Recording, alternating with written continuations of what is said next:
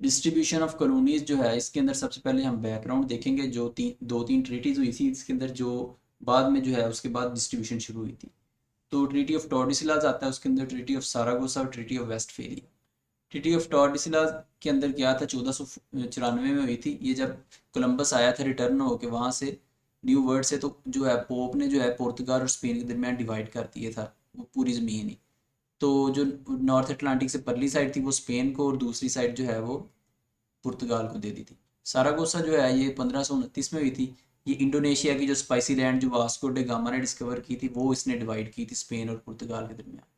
Treaty of वेस्टफोलिया 1648 के अंदर हुई थी। इसने प्रोटेस्टेंट और कैथोलिक्स के दरमियान जो जंग थी वो ख़त्म की थी। ये दो जंगें इसने ख़त्म की थी, एक 30 ईयर वार जो 1618 से 48 तक हुई थी, और 80 ईयर वार जो 1568 से 1648 तक हुई थी। Thank you very much.